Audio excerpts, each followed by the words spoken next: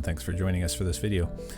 Here we're going to go over the float configuration with the M300, something we've been working on for a while. I've improved the design with new fairings, as you can see on the front and the back, to help improve aerodynamics. In the video, we're also going to show how the aircraft can take off safely from a small vessel and even land. And we're going to push it to its maximum flight performance capabilities with the payload attached to it, as well as the floats. Here we're going to show how fast it can be set up and stored away on the small vessel and be ready for a takeoff configuration.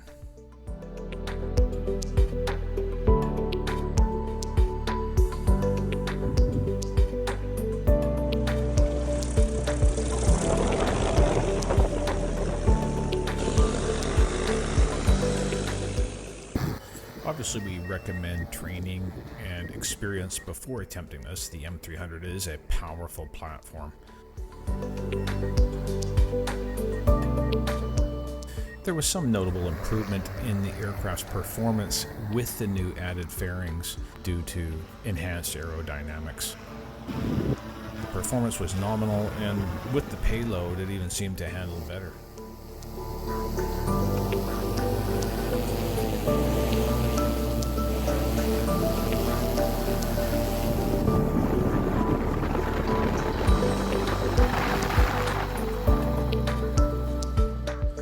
Here the aircraft was brought up to maximum flight altitude of 400 feet above sea level, and the performance was nominal even in some moderate wind. As we've demonstrated before, there is lots of reserved buoyancy even without the fairings, and on even fresh water where there is less buoyancy than salt water.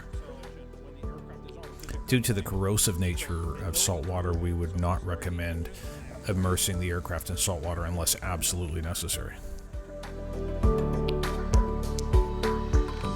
Now, when would we need to use floats in drone operations? Bathymetric survey springs to mind, but also any other operations where you're working on ships, Coast Guard vessels, protective services. Basically, anytime you don't want your drone to sink or be lost at sea, in a lake, or a river.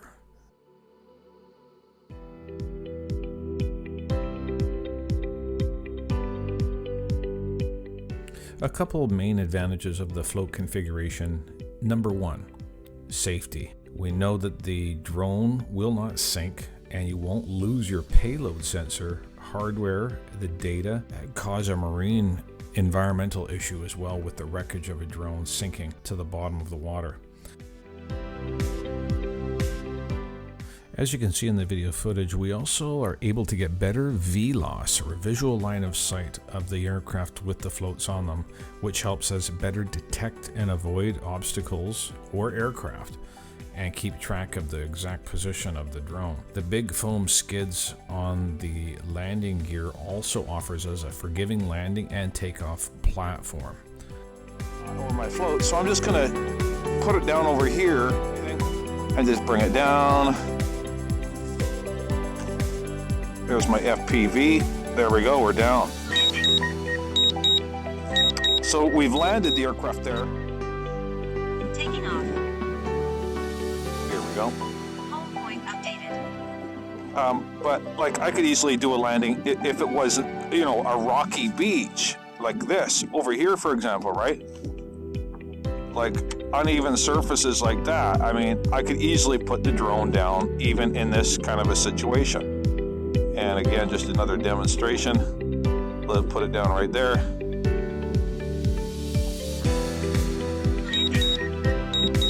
Boom. Put it down right there. So I know the floats are protecting my blades, so nothing's going to hit my blades, relatively speaking, in that situation. So there I am on an unimproved surface. And P1, I'll just have a quick peek around here too. Yeah, some rocks and stuff. So I got extra redundancy with these floats to be able to do this. Let's take off again. Taking off. Get out of here. Home point updated. Here we go. FPV. Check confirmed. And so there you have the advantage of the floats, is I can put it down in any type of area like this without having to worry about dynamic rollover. There it is, doing 49 kilometers an hour. into the wind, and I'm going to go to normal mode, and we'll just go to the batteries, and you can see that nominal power is being extracted. I don't find any significant extra power being used by carrying these floats and the P1.